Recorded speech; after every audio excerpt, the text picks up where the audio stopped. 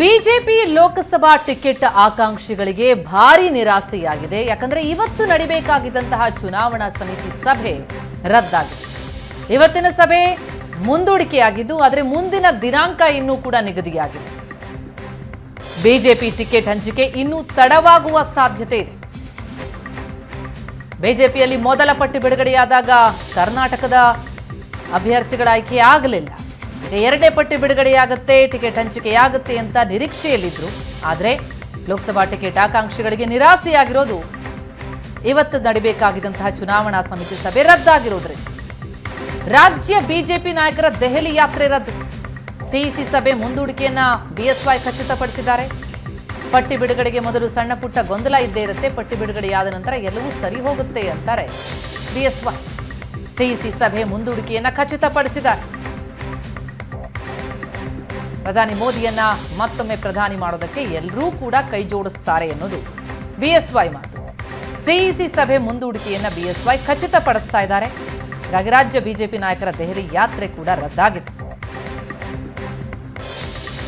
ಇವತ್ತಿನ ಸಭೆ ಮುಂದೂಡಿಕೆಯಾಗಿರೋದ್ರಿಂದ ಸಭೆ ನಡೆಯುತ್ತೆ, ಟಿಕೆಟ್ ಹಂಚಿಕೆಯಾಗುತ್ತೆ ಅಂತ ನಿರೀಕ್ಷೆಯಲ್ಲಿದ್ದಂತಹ ಟಿಕೆಟ್ ಆಕಾಂಕ್ಷಿಗಳಿಗೆ ಭಾರಿ ನಿರಾಸೆ ಆಗಿದೆ. ಇನ್ನು ಪಟ್ಟಿ ಬಿಡುಗಡೆಗೆ ಮೊದಲು ಸಣ್ಣ ಪುಟ್ಟ ಗೊಂದಲ ಇದ್ದೇ ಇರುತ್ತೆ, ಪಟ್ಟಿ ಬಿಡುಗಡೆಯಾದ ನಂತರ ಎಲ್ಲರೂ ಸರಿ ಹೋಗ್ತಾರೆ ಅನ್ನೋದು ಬಿಎಸ್ವೈ ಮಾತು. ಸಿಇಸಿ ಸಭೆ ಮುಂದೂಡಿಕೆಯನ್ನು ಕೂಡ ಬಿಎಸ್ವೈ ಖಚಿತಪಡಿಸಿದ್ದಾರೆ. ಆದರೆ ಯಾವತ್ತು ನಡೆಯುತ್ತೆ ಅನ್ನೋದಕ್ಕೆ ದಿನಾಂಕ ಇನ್ನೂ ಕೂಡ ನಿಗದಿಯಾಗಿಲ್ಲ.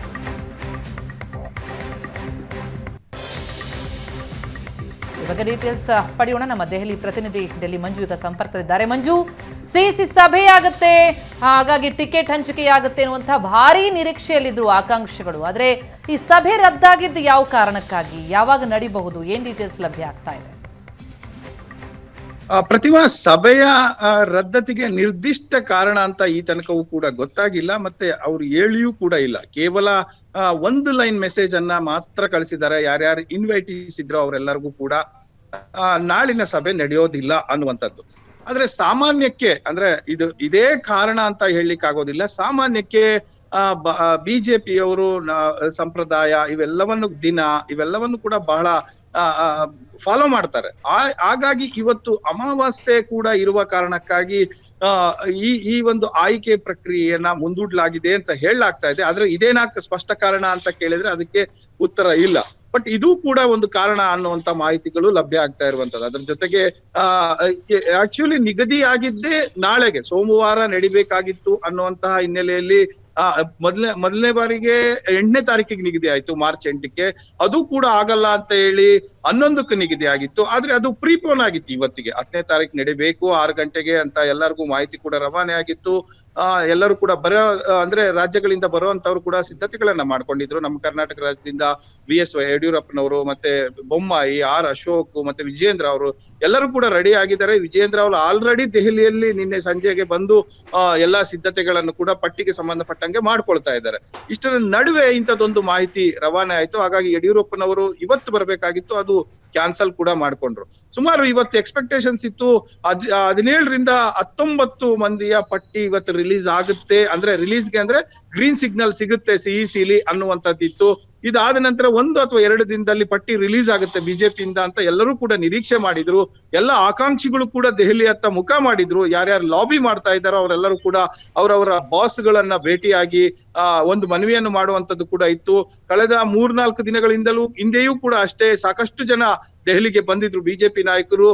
ಅವರು ತಮ್ಮ ಲಾಬಿಯನ್ನ ಮಾಡಿದ್ರು. ಆದ್ರೆ ಸಿಇಸಿ ಮುಂದೆ ಹೋಗ್ಬೇಕಾದಂತ ಕಾರಣಕ್ಕೋಸ್ಕರ ಅಲ್ಲಿ ತೀರ್ಮಾನ ಆಗುತ್ತೆ ಅಂತ ಒಂದು ಲೈನ್ ಉತ್ತರವನ್ನ ಎಲ್ಲಾ ಹಿರಿಯ ನಾಯಕರು ಕೂಡ ಹೇಳಿ ಕಳಿಸಿದ್ರು. ಇದೇ ಹಿನ್ನೆಲೆಯಲ್ಲಿ ಸಿಇಸಿ ಇವತ್ತಿಗೆ, ಅಂದ್ರೆ 11ಕ್ಕಿತ್ತು, ಅದು ಪ್ರೀಪೋನ್ ಆಗಿತ್ತು 10ಕ್ಕೆ ಅಂತ. ಈ ಹಿನ್ನೆಲೆಯಲ್ಲಿ ಇವತ್ತು ಏಕಾಏಕಿ ಎಲ್ಲರೂ ಕೂಡ ಬರಬೇಕಾಗಿತ್ತು, ಮತ್ತೆ ಕೆಲವರು ಬಂದಿದ್ದಾರೆ ಕೂಡ.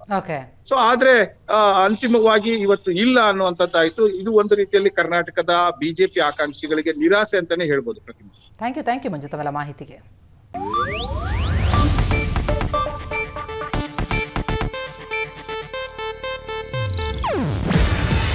ಇದು ಏಷ್ಯಾನೆಟ್ ನ್ಯೂಸ್ ನೆಟ್ವರ್ಕ್ ಪ್ರಸ್ತುತಿ.